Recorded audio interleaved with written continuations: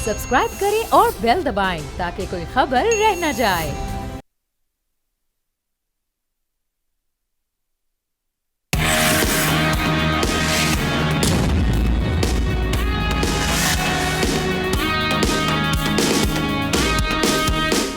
अस्सलाम वालेकुम नाजरीन, आप देख रहे हैं न्यूज़ पंच। मैं हूं आमना कटाना। जिस तरह से हम सियासी सूरत हाल इस वक्त मुल्क में देख रहे हैं, पाकिस्तान तहरीक इंसाफ अपनी जो तहरीक तहफ़्फ़ुज़े आईन पाकिस्तान के लिए एक तहरीक शुरू करने जा रही थी, उसका आगाज़ जलसे जुलूसों से करना था, लेकिन जलसा करने में नाकाम रही। उसकी रीज़न हमारे सामने आई थी, गिरफ्तारियाँ एक बार फिर शुरू हो चुकी थी। अपोजिशन लीडर उमर अयूब, गुज़श्ता रोज़ उनके रिहाइशगाह पर भी छापा मारा गया। ये कहा जा रहा है कि ATC सरगोदा वहाँ पर उनकी जानिब से जो उनकी अरेस्ट वारंट है वो जारी किए गए थे। उसके बाद जब छापा मारा गया और उमर अयूब वहाँ से प्रोड्यूस नहीं हो सके, अब इस सारी सिचुएशन में हम ये सारी सूरत हाल जो देख रहे हैं कि जलसा भी कैंसिल कर दिया गया, बानी PTI इस वक्त जेल में हैं। जब एक तहरीक का भी आगाज़ हुआ भी नहीं, तो हुकूमत इस सारे सिचुएशन में इतनी तेज़ियाँ क्यों दिखा रही है? क्या PTI के लिए एक बार फिर कड़ा वक्त जो है वो शुरू हो चुका है मज़ीद? और साथ ही साथ हुकूमत को ये सारी सिचुएशन क्रिएट करने से कब मिलेगा क्या? क्योंकि ऑब्वियसली अभी तक तो PTI उस तरह से मुतहरिक है ही नहीं है। ये सारी सिचुएशन, इस पे हम बात करेंगे। डिस्कशन का आगाज़ करते हैं। मैं पैनलिस्ट का तारुफ करवा देती हूँ। नज़ीर लगारी साहब कराची स्टूडियो से हमारे साथ हैं, इhtisham उल हक साहब इस्लामाबाद स्टूडियो से हैं, डॉक्टर दानिश कराची से वीडियो लिंक के ज़रिए हमारे साथ है, शहजादा जुल्फ़िकार साहब कोयटा से वीडियो लिंक के ज़रिए हमारा साथ दे रहे हैं। आप तमाम का बेहद शुक्रिया। आगाज़ करते हैं। इhtisham साहब, सारी सिचुएशन आपके सामने ही है, ये इतनी पैनिक और ये डेस्परेट क्यों ये गवर्नमेंट? इससे मिलेगा क्या? या तो PTI बहुत एक्टिव होती, हम कहते हैं कि अवाम को सड़कों पर लाया जा रहा है एक्टिवली सारा किरदार, या बानी PTI बाहर आने वाले हैं, ऐसे कोई इम्कानात नहीं है अभी तक दूर दूर तक दिखाई दे रहे। फिर ये सारी सिचुएशन क्रिएट करने से मिलेगा क्या? देखिए आमना, आपका सवाल बहुत अच्छा है। जब हम कहते हैं कि मौजूदा हुकूमत पैनिक का क्यों शिकार है, और जब ये बातचीत होती है कि जी हुकूमत के दरमियान ये और PTI के दरमियान, या फॉर दैट मैटर PTI के दरमियान और मुख्तदर के दरमियान अगर बातचीत हो रही है, तो गवर्नमेंट का क्या मसला है? देखिए गवर्नमेंट तो ज़ाहिर है उनका तो बड़ा वाज़ेह तौर पे आमना जिसको कहना चाहिए स्टेक्स यही है कि इनकी सुलह ना हो, ये इस्टेब्लिशमेंट के साथ इनका लड़ाई झगड़ा रहे, तो इसके बेनिफिशरी तो यह मौजूदा हुकूमत है। ज़ाहिर है वो तो चाहेंगे ऐसा ना हो, लेकिन इसका उनको जब बहुत नुकसान नज़र आता है कि जी जलसे जुलूस की सियासत करते वक्त जब वो सड़कों पे लेके आएंगे, फिर एक परसेप्शन बनता है, तो ज़ाहिर है लोग कहते हैं जी बजट भी पास हो गया, लोग कहते थे सियासी इस्तेकाम आ जाएगा, गैर यकीनी की सूरत हाल ख़त्म होगी, वो तो नहीं आ रही। उस सेंस में गवर्नमेंट लूज़र नज़र आती। देखिए अब रोने की बात यह है कि आमना कब हमारी सियासत जो है ना नफ़रत में बदल गई है। अब वो एक ज़माने में तो लोग गिव एंड टेक कर लेते थे, अब शायद हम उससे आगे चलेंगे। अब पॉपुलर पॉलिटिक्स की तक तो हम देखते हैं ऑप्टिक्स बहुत अच्छे हैं PTI के, लेकिन पावर पॉलिटिक्स जो है ना एक बड़ा भयानक खेल है। इसमें तो आपको पता है कि सर्वाइव वही करता है कि जो भर लिहाज से तकड़ा हो, सब तरफ उसकी नज़रें हों। तो इस सारे मामले को देखते हुए मुझे ज़ाती तौर पे बहुत अच्छा लगा था जब बानी PTI ने फैसला किया कि जी अज़्म इस्तेकाम के हवाले से हमारी पार्टी APC में शिरकत करेगी। अगरचे हमने देखा कुछ लोगों ने कहा अभी रुक जाएँ, अभी कुछ पता नहीं 1-2 दिन के बाद उनका मिजाज बदले और वो कहें कि कोई और बात कर दें तो बात बीच में रह जाए।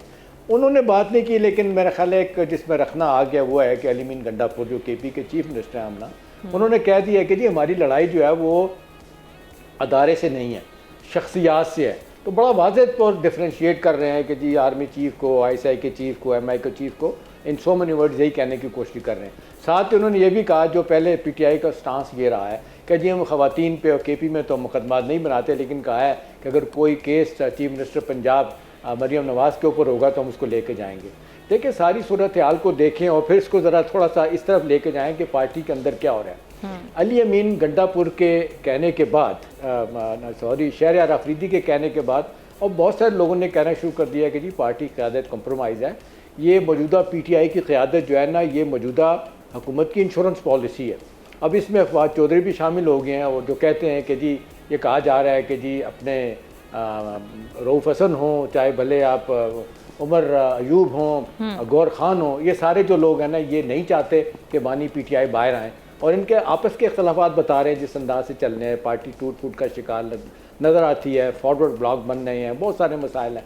तो मेरा ख्याल है सारे मामले में एक जो मुझे विंडो ऑफ अपॉर्चुनिटी नज़र आई थी जो अभी तक है, बानी PTI का एक अरसे के बाद ये इशारा दे देना, अब ख़ुद वो माने, किसी ने उनको कहा है कि जी देखें एनएफ इज़ एनएफ, आपको नुकसान हो रहा है। देखें ना, इतना बड़ा मैंडेट लेने के बावजूद आपके बंदे जेल में, आप जेल के अंदर हैं, बाहर कुछ नज़र नहीं आ रहा और लोगों ने कहना शुरू कर दिया है। एतजाज एहसन भी कहते हैं, राना सनाउल्लाह भी कहते हैं, बड़े लोग कहते हैं जी वो जितनी जल्दी से आने वाले नहीं।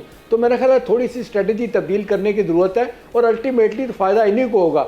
लेकिन एक और मसला है, अब जो उन्होंने कह दिया कि जी मैं भूख हड़ताल भी करूँगा और लाहौर के ग्रुप ने काम भी करेंगे, तो सूरत हाल ख़राबी की तरफ जाई थी, जहाँ अब हुकूमत के लिए लम्हा फिक्रिया के रास्ता निकालने मेरा ख्याल है PTI इस्टेब्लिशमेंट को भी थोड़ा सा पीछे हटना होगा ताकि कोई बात बन सके और हम फंसते चले जा रहे हैं, जो मामला ख़राब होने इसको ठीक करें। ठीक है डॉक्टर साहब, एक तो ये भूख हड़ताल करने का इम्पैक्ट क्या होगा, ये आप समझते हैं पूरे मुल्क में जिस तरह से अली अमीन गंडापुर कह रहे हैं जी भूख हड़ताल शुरू हो जाएगी, इसका इतना इम्पैक्ट होगा। दूसरी चीज़ ये कि जब PTI के मौजूदा लोग और जो एक्स लोग थे वो खुद ये कह रहे हैं कि PTI में जो सारी सिचुएशन है वो आगे बढ़ाने में नाकाम रहे हैं, डेडलॉक एक सूरत हाल बरकरार है, तो फिर थ्रेट किस चीज़ का है गवर्नमेंट को, ये क्रैकडाउन फिर से शुरू होना, क्या समझ रहे हैं आप? देखिए, गवर्नमेंट को कोई थ्रेट्स नहीं है। PTI जो है वो एक जलसा करने जा रही थी, उसको इजाज़त मिली इंतज़ामिया की तरफ से। बिल्कुल। फिर इंटेलिजेंस की एक बहुत अहम रिपोर्ट आई है, वो रिपोर्ट पढ़ लीजिए। उस रिपोर्ट में बताया गया था कि जी तालिबान और TTP और अफ़गान इसमें शामिल हो रहे हैं और जाहिर है कि वो एलिमेंट्स PTI के रूप में इंटर होंगे और फिर एक 9 मई का वाक़या पैदा होगा और पाकिस्तान में अनरेस्ट होगा और पाकिस्तान जो है PTI के ऊपर भी एक जलसा करना था मुहर्रम में। एग्जैक्टली आपकी रिपोर्ट जिसका आप हवाला दे रहे हैं मेरी नज़र से गुजरी है, उसमें ये भी कहा गया कि मुहर्रम की सिचुएशन है इसलिए इसमें ना किया जाए। रिपोर्ट नहीं, सीक्रेट पढ़ें उसमें। तो कहने का मतलब है जो उन्होंने जो कमिश्नर आपके इस्लामाबाद ने जो स्टेटमेंट दिया, ये तो मुहर्रम के हवाले से कहा है दूसरी रिपोर्ट में कि PTI फिलहाल मुहर्रम में ये जलसे ना करें, लेकिन जिसके ऊपर NOC कैंसिल की गई है उसमें तो थ्रेट्स मौजूद था। अब सवाल ये है कि देखें, इस वक्त मुल्क बहुत नाजुक दौर से गुजर रहा है और इस वक्त जो जद्दोजहद हो रही है कि किसी तरीके से आपके इकॉनमी को बेहतर किया जाए, ऐसे मौके पर PTI का जलसा करने का मकसद क्या है? मैंने तो कई PTI के लोगों से पूछा कि इसका मकसद बता दीजिए, कोई मकसद आप जो है पार्लियामेंट में अपना पॉजिटिव किरदार अदा करें, वहाँ सख्त टफ टाइम दें हुकूमत को, वहाँ पूछें उनसे कि वो आवाम के लिए क्या कर रही है। दूसरा ये है कि आप लीगल पोजीशंस में अपने इमरान खान को, जिसमें आपके अपने लोग कह रहे हैं कि बहुत सारे लोग निकालना नहीं चाहते और उसकी जस्टिफिकेशन मौजूद है, और मैं ये बहुत अहम तरीन इत्तलात भी दे चुका था कि खुद इनके अपने बड़े लोग जो कि इस वक्त इंजॉय कर रहे हैं PTI को, वो भी नहीं चाहते, लीगल टीम भी नहीं चाहती है। तो इनके यहाँ तो बहुत बड़ी लड़ाई चल रही है, 4 ग्रुप चल रहा है। तो पहले अपनी ग्रुपिंग ख़त्म करें, अपनी तंजीम के ऊपर काम करें, एक दूसरे के ऊपर आप संगीन इल्ज़ामात लगा रहे हैं, फिर आप पॉलिटिकल अनरेस्ट पैदा कर रहे हैं, हुकूमत के लिए ज़ाहिर मुश्किलात पैदा कर रहे हैं। आप पार्लियामेंट में अपना रोल अदा कीजिए, आप इमरान खान को निकालने के लिए लीगल अपना वर्क कीजिए, मिलकर काम कीजिए। ये सब काम करने की PTI को ज़रूरत है। ये कौन सा जलसा और जुलूस? और दूसरी बात ये है कि देखें, भूख हड़ताल जो है ना पहले भी हुई है, अब भी हो जाएगी, कुछ नहीं होता। पाकिस्तान के अंदर PTI की सपोर्ट मौजूद है, लेकिन कोई PTI के इनकलाबी पार्टी नहीं है ये कि ये निकला। स्ट्रीट पावर नहीं है। स्ट्रीट पावर होती तो इमरान खान साहब ने कहा जेल भरो, इमरान खान ने कहा तहरीक चलाओ, मौजूदगी में जब इमरान खान बाहर थे।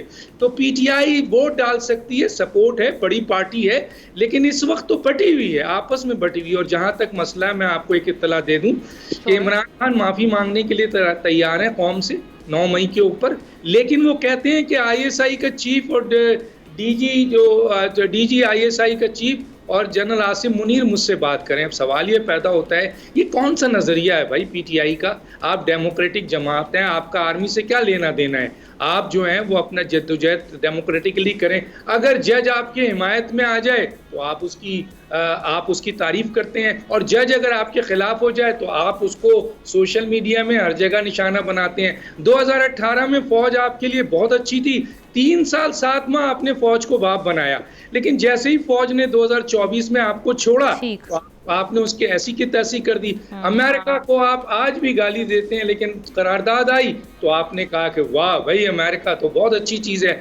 अगर मीडिया के लोग ये जो बैठे हुए हैं अगर ये तनकीद कर दें तो दूसरे दिन इतनी बड़ी बड़ी गालियां और आज अगर एक जुमला आप तारीफ में कर दें तो ये नजरिया नहीं है। Right. ये पीटीआई के जो लोग हैं ये आपस में लड़ रहे हैं, अनरेस्ट पैदा कर रहे हैं हुकूमत के लिए भी, और ये इस वक्त नहीं है ऐसा मौका। Okay. चाहिए अपना पार्लियामेंट में किरदार अदा करें, अपने लीडर को छुड़ाने के लिए एकमत मिली करें, अपनी तंजीम को बचाएं, अपने लोगों को एक जगह करें, ना कि पूरी की पूरी इंस्टीट्यूशन के खिलाफ आपने अपने वीलॉगर्स को पैदा, वो करोड़ों रुपए कमा रहे हैं और ऐसे झूठ बोलते हैं सुबह से शाम तक वीलॉगर, और उसकी बुनियाद पर उनको यूट्यूब में जो है पैसे मिलते हैं और लोग तारीफ में हाँ जी ये बहुत अच्छा कह रहे हैं। और हम और आप अगर हैसियत सर ये एक चीज बताएं दानिश एक चीज बताएं, ये एब्सोल्युटली नॉट से एब्सोल्युटली यस का सफर कैसा रहा इनके लिए? बस वैसे ही रहा जैसा मैंने कहा, इनका नजरिया है कि भाई जो अच्छा है जो उनके हक में कह दे। अभी आप इमरान के हक में 6 बयान दें तो आप लीडर बन जाएंगे, और आपने अगर पॉजिटिव तनकीद कर दी तो इनके सुनने वालों में इतना बर्दाश्त नहीं है, वो फिर आपकी गालियां आप सुनिए। डॉक्टर साहब ये बस ये जो आखिर में जाते जाते बता दें, जो आपने इत्तला दी है खान साहब के हवाले से कि वो बात करना चाह रहे हैं, माफ़ी मांगना चाह रहे हैं, लेकिन ये 2 शख्सियात जिनसे बात कर, ये आपकी खबर, मैं कंफर्मेशन करके फिर आगे बढ़ूँ? जी बिल्कुल, ये खबर मैं दे रहा हूँ बहुत अहम जराए से, और ये खबर आ भी चुकी है, ये खबर आ भी चुकी है, इनके लोगों ने भी दी है, मुख्तलिफ जगहों से भी है, मैं भी दे रहा हूँ कि इमरान खान माफी मांगने को तैयार है 9 मई में, लेकिन उनकी जो शर्त है वो फौज। और मैं आज आपको बता दूं अब तक की जो न्यूज़ है, फौज किसी भी सूरत में पीटीआई को एज ए इंतशार पार्टी समझती है और इमरान खान से भी किसी सूरत में बात करने को तैयार नहीं है। वो कहती है वो रास्ता है हुकूमत का, वो रास्ता है पार्लियामेंट का। ये है आखिरी अब तक की खबर। जुल्फ़िकार साहब, ये अगर थ्रेट नहीं है गवर्नमेंट को, एक पुरअमन तहरीक का आगाज़ करने के लिए कहा जा रहा है पीटीआई की जानिब से, फिर क्या प्रॉब्लम है? फिर गिरफ्तारियां क्यों हो रही हैं? मीडिया कोऑर्डिनेटर वो मिसिंग हैं पीटीआई के, फिर उसके बाद हम देख रहे हैं अपोजिशन लीडर, उनके घर पे रेड, उनको अरेस्ट करने की कोशिश जो की गई, ये सारी एकदम से फिर सिचुएशन क्यों क्रिएट हो रही है? देखिए आमना, सबसे पहले जो आपने कहा कि जिस रिपोर्ट की आप बात कर रही थी मुहर्रम वाली, देखिए वो रिपोर्ट है पब्लिकली, वो हमारे आपके सामने आती। कुछ रिपोर्ट जो दानिश साहब बात कर रहे थे वो बहुत सीक्रेट रिपोर्ट है, वो रिपोर्ट बिल्कुल ठीक है। मुझे बिल्कुल इसका यकीन है कि ये ज़रूर है। मेरा तज्जिया ये है जो आपका सवाल है कि गिरफ्तारियां क्यों, देखिए ये है war of nerves. War of nerves में किस तरह उनको लाना है, किस सांचे में ढालना है। इससे पहले तो बिल्कुल अब कहते थे कि नाक में मक्खी बैठने नहीं देते थे, फिर उन्होंने, आपने देखा लचक आई है। फिर उसके बाद अगेन मैंने पिछले एक प्रोग्राम में भी ये बात की कि डीजी ISPR ने प्रेस कॉन्फ्रेंस बहुत चीज़ों पे था, लेकिन जो हमें मैसेज मिला कि क्लियर एक बात की, उन्होंने कहा जी हमसे कोई, आप गवर्नमेंट है, गवर्नमेंट से बात करें। दानिश साहब बिल्कुल ठीक कह रही है कि अभी तक ये है कि आप, वो पार्लियामेंट है, वो गवर्नमेंट है, उनसे बात करें। अभी तक तो ये उनसे बात करना नहीं चाह रहे हैं, और वो चाह रहे हैं कि मैंने आपसे बात करना है, वो फिलहाल बात नहीं करना चाह रहे हैं। और वो वार ऑफ नर्व्स में कहाँ उनको लेके आते हैं, उनको असल में मेरे अपने जो मेरा तज्जिया है, इसी हद तक उन्होंने उनको ये कर दिया, तोड़ दिया, इस हद तक तोड़ दिया कि उन्होंने पहले तो बात बिल्कुल नहीं करना चाह रहे थे, इनकिलाब की बात करना चाह रहे थे, इनकिलाब होगा, इनकिलाब हो जाएगा और ये होगा, सारा कुछ वो अपनी चीजें चलती रही। लेकिन अब तक थोड़ा सारा उन्होंने देखा कि मेरे ख्याल में चीजें डिफिकल्ट होती जा रही हैं, क्योंकि बानी पीटीआई को बहुत से पार्टी के लोग मना भी रहे हैं कि वक्त ये है कि हमने फ्लेक्सिबिलिटी शो करनी है, क्योंकि जितना हमने जो है स्टिफनेस शो किया उतना हमारे लिए मुश्किलात ज्यादा। हमने फ्लेक्सिबिलिटी शो करनी है, अब वो फ्लेक्सिबिलिटी शो कर रहे हैं, लेकिन उनका गिला ये भी है कि भाई क्या फिर हम बिल्कुल जो है इतनी फ्लेक्सिबिलिटी शो करें कि हमने जो है बिल्कुल वो स्पाइन ही ना रहे, ये नहीं हो सकता। ये सारा कुछ वो चल रहा है, और आगे चलकर किस तरह वो करते हैं गिरफ्तारियां, ये बिल्कुल जानबूझ के हैं, ये उनको करना है कि आपने जो कुछ किया। और 9 मई का मामला, कोई माने ना माने, 9 मई का मामला इन्होंने अपने खिलाफ खुद ऐसी साजिश कर दी जिससे वो निकल नहीं सकते। आप मुझे बताएं कि हम यहाँ बैठे हैं, जब 9 मई की हम बात करते हैं कि भाई 9 मई की लड़ाई आपकी है किसी से, आप जाकर जो है वो उन इंस्टॉलेशन पे हमले करते हैं, उन कोर कमांडर हाउस पे हमला करते हैं, आप उन मॉन्यूमेंट्स को, उनकी यादगार जो है शहीदों की, वो इस पे खुद पीटीआई वाले इसको मानते हैं ये गलती हमसे। तो मेरे ख्याल में वो एक गलती है। अब उस गलती में वो पकड़ में आए हुए हैं। जब तक उस गलती के एवज बहुत सी वो क्या कहते हैं कि उनको कंपनसेट वो ना करें, शायद चीजें नहीं उभरेंगी और इसी तरह चीजें आगे जाएंगी। ठीक। अच्छा लगारी साहब, ये जिस तरह से वफाकी वजीर हैं बहरी उमूर के कैसर अहमद शेख साहब, ये इन्होंने एक इंटरव्यू में बात की है कि मुल्क सबका है, हर एक को एक कदम पीछे जाना होगा। वो कह रहे हैं बानी पीटीआई नहीं, हमें भी बात करना पड़ेगी और कोई हल निकालना है इस सारी सिचुएशन में। डॉक्टर साहब जैसे कह रहे हैं कि जी वो रेडी हैं माफ़ी मांगने के लिए, लेकिन वो इन दो शख्सियात से बात करने के लिए वो चाह रहे हैं। अगर कोई रास्ता निकलता है तो वाई नॉट? क्या मसला क्या है? सिस्टम आगे बढ़ाना भी तो है ना। एक तो पहली बात यह है कि कैसर अहमद शेख ने इंतहाई माकूल बात की है और मुल्क सबका है और सब ने मिलजुल कर इस मुल्क को चलाना है, ख़राबियों को दूर करना है, अच्छाइयों को आगे बढ़ाना है। दूसरी बात, ये लीडर ऑफ अपोजिशन के घर पर छापा और सियासी माहौल को परागंदा करना, ये हुकूमत का इंतहाई तिफलाना बचकाना हरकत है और जो नामुनासिब है। किसी सूरत में इसकी तौसीक नहीं की जा सकती है कि लीडर ऑफ अपोजिशन को आप दीवार से लगाएं और कहें कि जनाब वो सियासी अमल में पार्लियामेंट में एक शख्स मौजूद है और पार्लियामेंट में लीडर ऑफ द अपोजिशन है और उसकी सीट जो है लीडर ऑफ द हाउस के बिल्कुल बराबर में है और हम उसके ये एहतराम नहीं करते हैं। उनके घर पर छापा फ़र्ज़ करें वो मौजूद है अपने घर पर, तो क्या आप गिरफ़्तार कर लेते उन्हें? आप कैसे गिरफ़्तार कर सकते हैं जबकि आपने इतला नहीं दी है, बाकायदा एनओसी नहीं लिया है स्पीकर ऑफ द कौमी असेंबली? अदालत का ऑर्डर था भाई, अदालत का ऑर्डर था, हुकूमत ने अदालत के ऑर्डर को ओबे किया है। मैं फिर अर्ज करता हूँ कि क्या एक मेंबर जब कौमी असेंबली का मेंबर है तो क्या वो नोटिस स्पीकर कौमी असेंबली के पास नहीं जाना चाहिए? जरूरी नहीं है, कानून में जरूरी नहीं है। बहुत बेहतर, लेकिन मैं समझता हूँ कि यह नामुनासिब तर्ज़ अमल है। बिल्कुल जी, मेरी ज़ाती राय है कि नामुनासिब तर्ज़ अमल था और हुकूमत को इस तरह के इक़दाम से जो है वो बाज रहना चाहिए था। मैं एक और बात ये कहना चाहता हूँ कि पीटीआई का जलसा न होना भी एक अफसोसनाक बात है। पीटीआई का जलसा होने देना चाहिए था और उसे नहीं रोका जाना चाहिए था सर। लेकिन यहाँ पर पीटीआई वालों की अपनी नाअहली नहीं है, क्योंकि उनके जो सपोर्टर्स हैं इस वक्त हम देख रहे हैं कि वो भी तनकीद कर रहे हैं कि पीटीआई यहाँ पर खड़ी नहीं हो सकी या एक जलसा वहाँ पे मुनाकिद कराने में नाकाम रही है। देखिए, नाकामी की बात बिल्कुल अलग है। जब आप पाबंदी का सुनते हैं तो उसके बाद वैसे ही आप टूट जाते हैं ना। आपको पता है कि जब ये कोई एक्टिविटी होती है तो मुख्तलिफ इदारे आ जाते हैं और घेरा डाल देते हैं या जो कुछ भी हो, गिरफ्तारियाँ पकड़ धक्कड़ शुरू हो जाती है। सियासी हमारे वो सियासी कारकुन नहीं है कि जो बहुत पहले हुआ करते थे, जो कुर्बानियाँ देने के लिए तैयार होते थे। ये सोशल मीडिया के सिधाए हुए पॉलिटिकल वर्कर्स हैं। मैं असल बात ये अर्ज़ करना चाहता हूँ कि सियासी परागंदगी बहुत हो चुकी है। अब आपने आगे बढ़ना है और आगे बढ़ने के लिए आपके पास रास्ता, इमरान खान खुद आगे बढ़ें तो एक बड़ी बात है।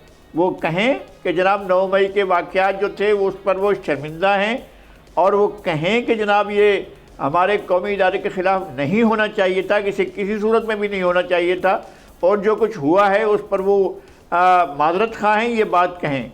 और दूसरी बात ये है कि सियासी लीडर जो हैं वो अपने लिए इंतहा पसंदी का रास्ता अख्तियार न करें, चाहे वो पाकिस्तान पीपल्स पार्टी हो, चाहे वो जनाब वज़ीर आज़म शहबाज शरीफ साहब हो।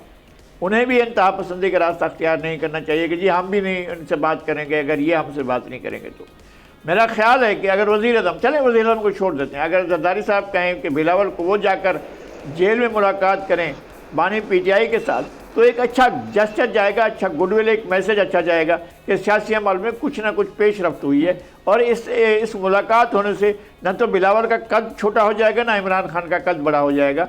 ये इस तरह भी हो सकता है कि आप जाएँ, सियासी लीडर मिलते रहते हैं जाकर, और आप बिलावल भुट्टो जरदारी साहब मियां नवाज शरीफ से नहीं जाकर मिले थे जब पीडीएम नहीं बनी थी, उससे भी पहले जाकर मिले थे और उनके साथ जाकर अपनी यकजहती का इजहार किया था। हालात तो वैसे ही हैं, आप जाकर दोबारा उनसे मिलें इमरान खान साहब से और कहें कि जनाब मैं आया हूं लेकिन आपके साथ ये बात करने आया हूं। जो बात करें वो सामने जाकर मीडिया को बताएंगे जी मैंने ये उनके साथ बात की, उन्होंने ये शरात रखी है। तो कम से कम उस क्या लगारी साहब ये बताएं कि ये पीटीआई का, लगारी साहब पीटीआई का जलसे से पीछे हटना पहली दफ़ा मैं देख रहा हूं कि जलसे की इजाज़त नहीं मिली उन्होंने कहा जी इजाज़त नहीं मिली लिहाजा हम नहीं करेंगे। उन्होंने ये नहीं कहा कि हम जरूर करेंगे या हम अदालतों में जाएंगे। ये पहली मरतबा हुआ है। यही सवाल मैंने उठाया है। जी जी, यही बात जो है वो इन्होंने की है हमारे साथ आमना ने भी। लेकिन मैं ये अर्ज करता हूँ कि बाद दफ़ा माहौल ऐसा बन चुका होता है और ये उनके माइनस में गया है, उनका मनफी पॉइंट बना है और उनके हक में नहीं गया है। लेकिन फिर भी मैं ये अर्ज करता हूँ कि जलसा होना चाहिए था। अब मुहर्रम का एहतराम करें हम सब, और जब ये मुहर्रम के अयाम हैं और जब ये सोगवार के हैं, हमारी पूरी इस्लामी बिरादरी सोग मना रही है, तो हम उससे निकल कर उसमें सियासी अमल से गुरेज करें। सियासी अमल तो रवान दवा है, चलता रहेगा, लेकिन ये कि अब जलसा वगैरह ना किया जाए, लेकिन अब सियासी अमल ज़रूर करें, ज़रूर करना चाहिए। और एक और चीज़ की सिक्योरिटी इंश्योर करना, ये हुकूमत वक्त का काम होता है। जिस तरह से हम पहले भी देखते रहे, ये राइट पॉलिटिकल पार्टी का कि वो अपना पुरअमन तरीके से प्रोटेस्ट जो है वो रिकॉर्ड करवा सकें। एक ब्रेक लेते हैं, ब्रेक के बाद कुछ मुआशी सूरत हाल के हवाले से बात होगी।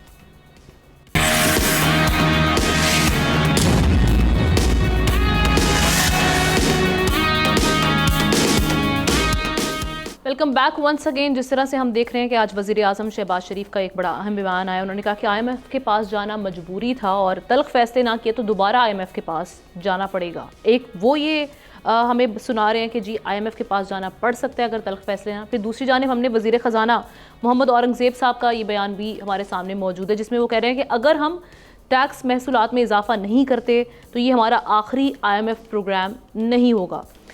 अब ये दो बयानात हमारे सामने मौजूद हैं, यानी एक बार फिर ये कहा जा रहा है कि IMF के पास जाना पड़ सकता है। ये वज़ीर आज़म और वज़ीर ख़जाना डरा रहे हैं बेसिकली, या फिर पहले से ख़बरदार कर रहे हैं कि आगे भी ये सिलसिला चलता रहेगा। डिस्कशन का आगाज़ करते हैं। शहज़ादा जुल्फ़िकार साहब, सबसे पहले आपकी जानिब आ रही हूँ, कैसे देख रहे हैं सारी सूरत हाल में? देखिए, इस वक्त तो कन्फ्यूजन है। प्राइम मिनिस्टर खुद भी और औरंगजेब साहब जो हैं वो जो उन्होंने बजट पेश किया उस पर काफ़ी क्रिटिसिज्म आ रही है। इवन इतलात ये हैं कि पार्टी के अंदर जब ये बैठते हैं, पार्टी के अंदर के लोग जो हैं वो भी कहते हैं कि बहुत सख्त है। अभी ख्वाजा आसिफ साहब का बयान मैं कोट कर सकता हूँ, और मुश्किलात हैं। अब उस कन्फ्यूजन में कह दी उन्होंने, एक बात कह दी कि शायद इसको जस्टिफाई करने की कोशिश की कि जो हमने जो टैक्सेस लगाए हैं, जो हमने हदफ जो रखा है 13 ट्रिलियन का, वो हम पूरी इसलिए रखा है ताकि उससे हम जान छुड़ा दें। और बस देखें, कौम को ये भी देना है, एक नैरेटिव भी देना है कि अब हम ग्रांट्स की बात ना करें। हम जो है दोस्त ममालिक से जाकर अब ये उनको हम कह रहे हैं कि हमारे मुल्क में इन्वेस्टमेंट करें। जब इन्वेस्टमेंट आएगी तो खुद ब खुद ये चीज़ें बेहतर होना शुरू हो जाएगी। ये एक नैरेटिव बनने की कोशिश कर रहे हैं, तो कन्फ्यूजन है। मैं इस हद तक समझता हूँ कि जब उन्होंने कोई उस वक्त तक आ रही थी जो अभी आपने सवाल किया, तो बिल्कुल उस वक्त तो ये थी, हतमी बात थी कि हम जान छुड़ाना चाहते, नहीं जाएंगे। लेकिन अब दरमियान में थोड़ा सा वो कहते हैं कि बिल्कुल हतमी बात ना करें। अगर हतमी बात आप करेंगे और कल को आपका ये साल के बाद, 1.5 साल के बाद पता चलेगा, और आप कौम को रखें दरमियान में कि जा सकते हैं और ना गए तो आप कहें देखें हमने तो बहुत पहले आपको कहा था कि हम बिल्कुल आखिरी होगा और हमने कौम को जो है इसको ये खुशखबरी दी और इस तरह कर दिया। और कम से कम कि हमने कब कहा था कि हम नहीं जाएंगे, जा सकते हैं। तो थोड़ी सी चीज़ें हैं मेरे ख्याल में, ये कन्फ्यूजन है, और उस कन्फ्यूजन की वजह से प्रॉब्लम्स वो बिल्कुल जान छुड़ा नहीं सकते हैं। और ये आगे पता चलेगा जो मेजर्स उठा रहे हैं, जो स्मगलिंग पर जो वो उन्होंने कोशिश, तो देखें इसमें दो राय नहीं है। गवर्नमेंट अपने तौर पर सर तोड़ कोशिश कर रही है। जिस तरह प्राइम मिनिस्टर कल गए जाकर मॉडर्न इक्विपमेंट, स्कैनर लगाना, इसको बेहतर बनाना, कस्टम में जो है ये उसको ख़त्म करना कि चीज़ें इंपोर्ट हो रही हैं उस पर जो है वो लेके छोड़ देते हैं, वो रेवेन्यू इकट्ठा नहीं होता। इसी तरह टैक्स में जो कुछ उन्होंने किया, कौम को भी नाराज़ कर दिया, पार्टियों को भी नाराज़ कर दिया, पीपल्स पार्टी को भी नाराज़ कर दिया। ये बात मैंने खुद सवाल उठाया, मैंने बिलावल भुट्टो जब इधर आए हुए थे उन्होंने खुद माना, उन्होंने कहा बिल्कुल हमारा तो वो था, ऑन बोर्ड हमें नहीं लिया गया, लेकिन हम क्या करें। ये उनके अल्फाज थे कि हमारे पार्टी में भी बगावत हो रही थी, हमारे MNAs भी कह रहे थे। तो फिर ये तो मतलब ये कि चीज़ें हैं, कंफ्यूज हैं, आगे चल के शायद क्लियर हों। जी डॉक्टर साहब, एक जानिब हम तल्ख फैसले करने की बात कर रहे हैं, दूसरी जानिब आज ये खबर आपकी नज़र से भी शायद गुजरी हुई, जब सदर पाकिस्तान की गाड़ियों के काफिले के लिए जो बजट है वो 400% इजाफा किया गया है। इस पर बड़ी तनकीद हो रही है। एक जानिब आप एक्सपेंडिचर्स कम नहीं कर रहे, टैक्स का जो सारा बोझ है वो एक आम आदमी पे पड़ा है। कैसे चलेंगे मामला आगे? हाँ, मैंने ये पढ़ा था, लेकिन इसकी कितनी हकीकत है इसका मुझे इल्म नहीं है। कहते हैं कि आरिफ अलवी साहब एक साल में 9 करोड़ रुपए खर्च करते थे, और ये जो हैं आसिफ अली जरदारी साहब जो हैं वो 44 करोड़ रुपए इनके ऊपर खर्च हो रहा है। देखिए, मैं एक बात आपको बता दूं कि वज़ीर ख़जाना अगर आप मिलें उनसे, ऑफ द रिकॉर्ड बात करें, देखें, और वज़ीर आज़म PMLN में इस वक्त जो है ना एक ये तो कॉलिजन की हुकूमत है, इत्तेहादी हुकूमत है, इसमें PMLQ की अहमियत नहीं है, MQM की अहमियत नहीं है, छोटी जमातों की अहमियत नहीं है। जो सबसे बड़ा मसला है वो दो है जो मैं आज आपके सामने रख देता हूँ आपके व्यूवर्स। एक सबसे बड़ा मसला जो वज़ीर आज़म या वज़ीर ख़जाना को जो पेश हो रहा है वो PMLN में जो दूसरा ग्रुप है वो जो इस्टेब्लिशमेंट के साथ इतना क्लोज नहीं है, क्योंकि वज़ीर आज़म तो इस वक्त इस्टेब्लिशमेंट के बहुत क्लोज हैं और मिल के चल रहे हैं, काम कर रहे हैं। एक पीपल्स पार्टी है, ठीक है ना, और उनके अंदर भी मफादात हैं।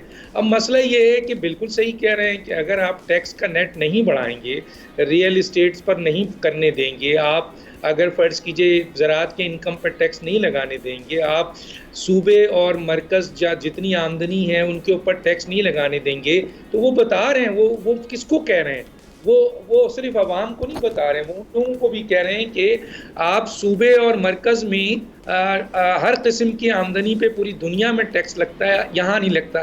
देखिए, मेरे से इख्तिलाफ तो किया जा सकता है, लेकिन मुझे कहने दीजिए कि पाकिस्तान के अंदर अब आप बताएं दुनिया में कितने सूबे बन गए हैं, लेकिन यहाँ सूबा नहीं बन सकता है। मेरी गर्दन से होके गुजरोगे, मेरे खून से गुजरोगे, अरे भैया पूरी दुनिया में सूबे बन रहे हैं। आप इंडिया में देख लें, बांग्लादेश में देख लें, अफगानिस्तान, ईरान में देख लें, लेकिन यहाँ नहीं बनेगा। क्यों?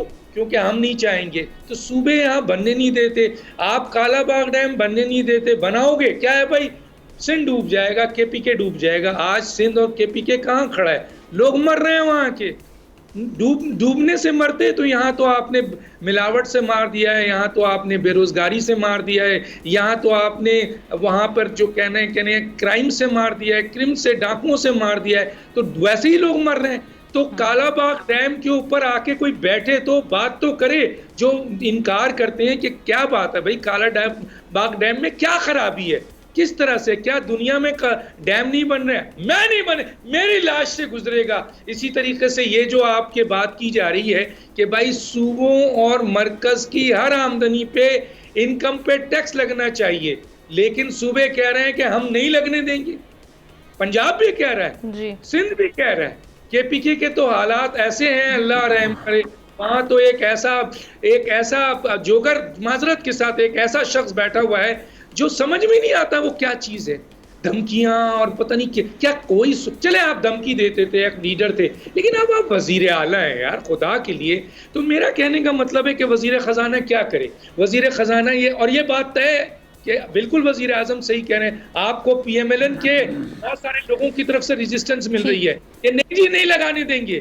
इधर पीपल्स पार्टी जो है ब्लैकमेल कर रही है कि नहीं लगाने देंगे, सूबे ब्लैकमेल कर रहे हैं। तो मुझे बताइए, फिर टैक्स नेट अगर आवाम पे बढ़ाया जाए, सरकारी लोगों पे बढ़ाया जाए, तो हमारी और आपकी चीख निकलेगी, और नहीं बढ़ाया जाए तो फिर जाहिर है कि अगला आखिरी नहीं होगा। हकाइक को सामने रख के फेस करें ना।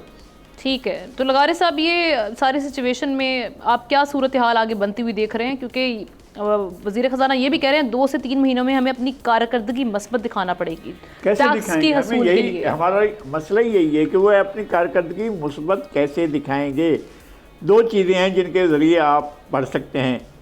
एक तो ये है कि आपके पास फॉरेन इन्वेस्टमेंट है, वो जो नहीं आ रहा है, और आपने पूरी कौम को ये दिलासा दे रखा है कई महीनों से, ट्रक की बत्ती के पीछे लगाया होता है कि हमारी स्पेशल इन्वेस्टमेंट के लिए हमारे कोई कौंसल बना दी है और वो जो है अपना काम करेगी। और हमें ये भी बताया गया था कि $100 अरब तक आ जाएंगे, जिस तरह से मुराद सईद ला रहे थे एक ज़माने में कि यूँ लाएंगे, इतने लाकर मुंह पर मारेंगे और कहेंगे कि जाओ छुट्टी करो। अब ये यहाँ पर हमें सुनाया गया था कि कौंसल बनाई गई है जो इन्वेस्टमेंट लाएगी। अभी तक इन्वेस्टमेंट के पैसे हमारे साथ कमिटमेंट्स आई हैं, MOU साइन हुए हैं। भाई MOU क्या होता है? एक 50 MOUs मैं बताता हूँ जो जिनकी हवा तक किसी को नहीं लगी है, पता तक नहीं है कि क्या हुआ उन MOUs का। हो गया वो। भाई आप डायरेक्ट इन्वेस्टमेंट के लिए लोगों के पास अप्रोच करें, और और जब हुक्मरान अपने कमीशन के लिए खड़े होते हैं तो फिर वो उसका आपको तर्क करना पड़ेगा। कोई कमीशन नहीं है। आप जाएं लोगों को कहें कि जनाब आकर लगे, नंबर 1। नंबर 2 ये है कि इन्वायरमेंट पैदा करना यार।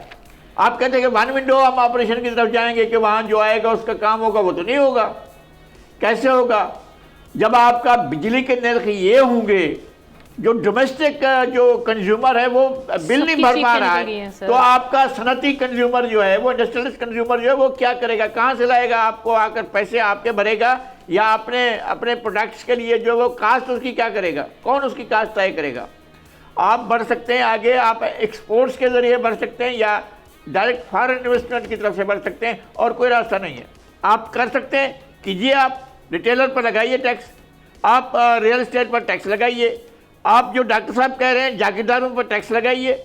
आप वो काम करते नहीं हैं। लेकिन डॉक्टर साहब, पानी का मसला ये है कि पानी होता नहीं है, बारिशों में होता है पानी। हम आप आए, मैं आपको साथ लेकर चलता हूं। एक डिबेट कर लेते हैं कालाबाग डैम पे। डॉक्टर साहब यहाँ डिबेट नहीं करते हैं, पहले हम आपस में डिबेट करते हैं। प्रोग्राम के बाद मैं आपके ऑफिस आ जाता हूँ, यहाँ बैठ जाते हैं। मसला ये है कि हमारा 12 लाख से 15 लाख एकड़ जमीन हमारी ठट्ठा की गारत हो गई है, समुद्र में चली गई है। हम क्या जाकर करेंगे? उसकी किस चीज़ को जाकर आबाद करेंगे? हमारे यहाँ पानी जो है बहुत ज़्यादा। वहाँ आपने जहाँ कालाबाग डैम बनाना था, वहाँ आपने जनाब बराज बना लिया। 19 लाख से 20 लाख एकड़ ज़मीन आपने अलाट कर दी और वो ज़मीन चली गई। थर्ड प्रोजेक्ट में ज़मीन चली गई। जिस ज़मीन के लिए आप कालाबाग डैम बनाना चाहते थे, वो ज़मीन चली गई है। सही। अब क्या करना चाहते हैं? पानी के वसाइल जो हैं आपके वैसे ही कम है। आप खुद वज़ीर आज़म अभी कह रहे थे ना कि सबसे सस्ती बिजली जो है आपकी सोलर एनर्जी है। और सोलर की सूरत हाल ये है कि आपके पास 365 दिन सूरज चमकता है।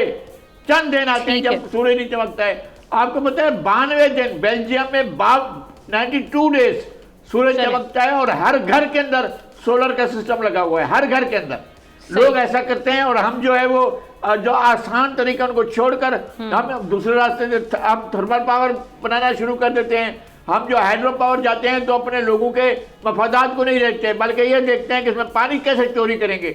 सही। चश्मा झेलम लिंक कैनाल में सैलाब में आना था, वो सारा साल चलती है। चश्मा झेलम लिंक कैनाल से पानी झेलम में जाता है, झेलम से पानी जो है वो जाता है चनाब में, चनाब से रावी में, वहां तक पहुंचता है, वहां से सतलज तक जाकर पहुंचता है। वहां जाकर आपको पता है कि 12 महीने चलने वाली नहरें जो बड़े लोगों की जमीनों की तरफ जाती हैं, वो सारा साल चलती रहती हैं। लोग सारे पानी को तरसते रहते हैं। लगारी साहब, हमें एहतशाम साहब की जाने भी बढ़ना है। एहतशाम साहब, ये सारी सिचुएशन, वजीर खजाना, वजीर आजम के बयानात, हमारे चाल चलन, एक्सपेंडिचर्स में हमें कोई फ़र्क नज़र नहीं आ रहा, बल्कि जिस तरह से ग्रेड 21 और 22 के जो अफसरान के लिए पुरताउश हम घर देख रहे हैं कि वो उनकी तामीर की जा रही है। और फिर ये सदर ममलिकत के हवाले से भी जो आज खबर मैंने कोट भी की कि जी कहा जा रहा है कि 44 करोड़ उनके सालाना बजट आएगा गाड़ियों पर।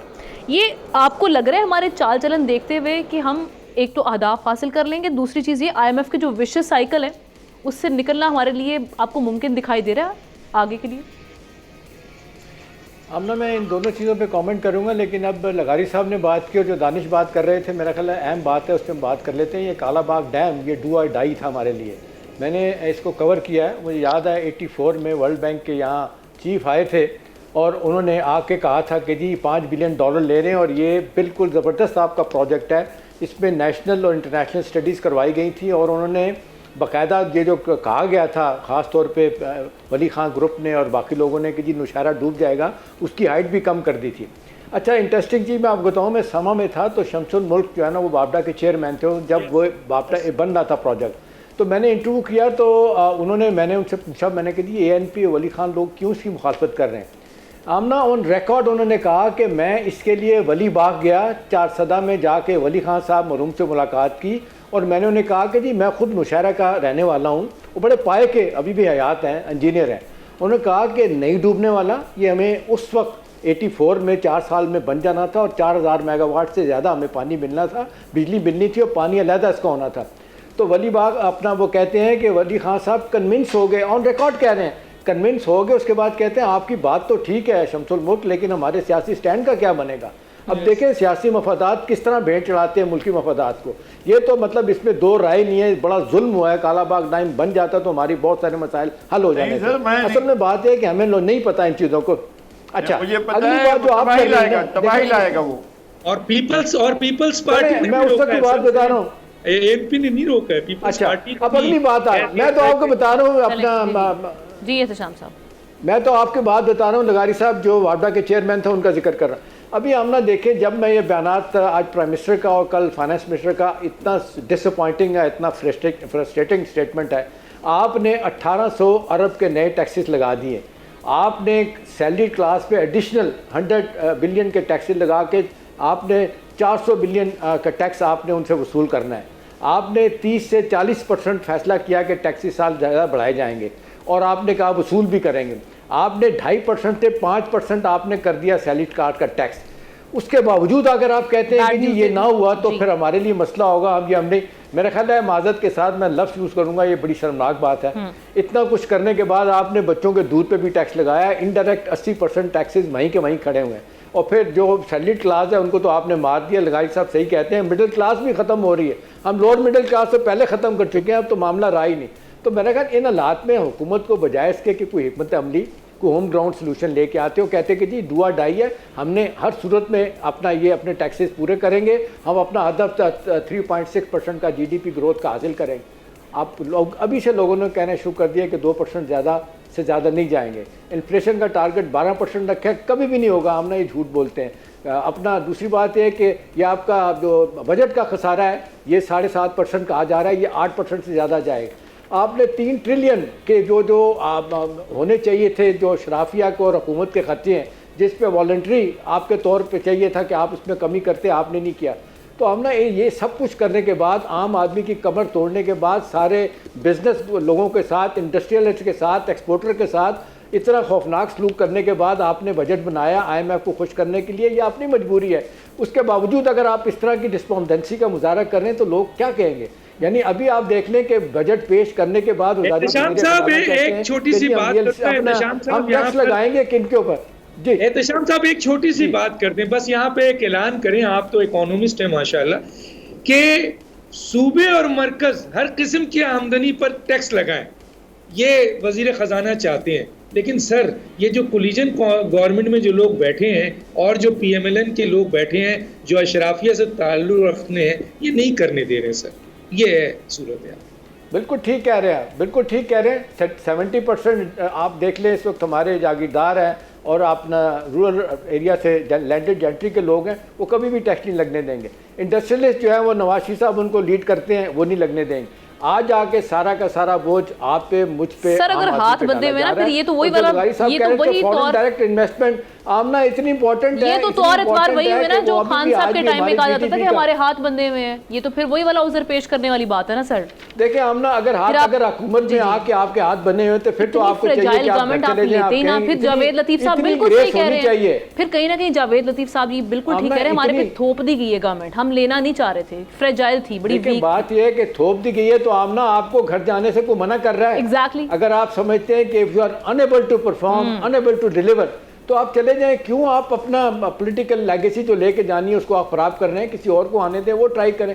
इतने खौफनाक टैक्सी लगाने के बाद, वर्स्ट तरीन टैक्स लगाने के बाद भी और बजट पेश करने के बाद भी अगर माजत खान लहजा लेके आप चलेंगे, आप कौम को कौन सा एतमाद देने जा रहे हैं? इतना कुछ करने के बावजूद आप कहेंगे जी हम करके दिखाएंगे, ये होगा।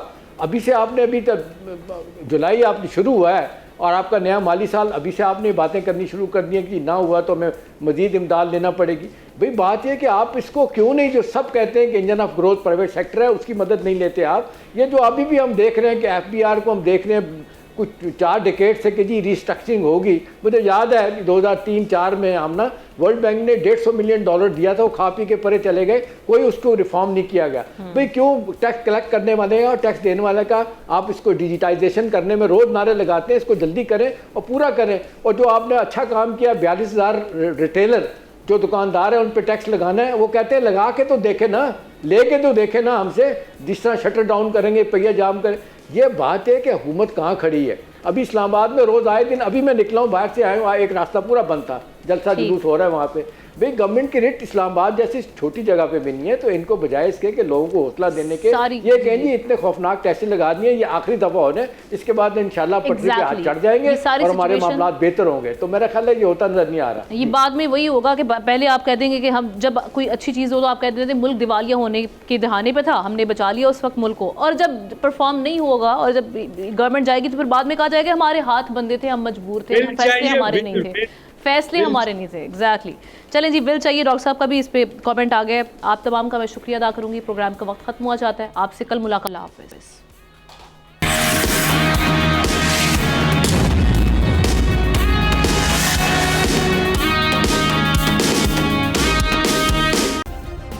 सब्सक्राइब करें और बेल दबाएं ताकि कोई खबर रह न जाए।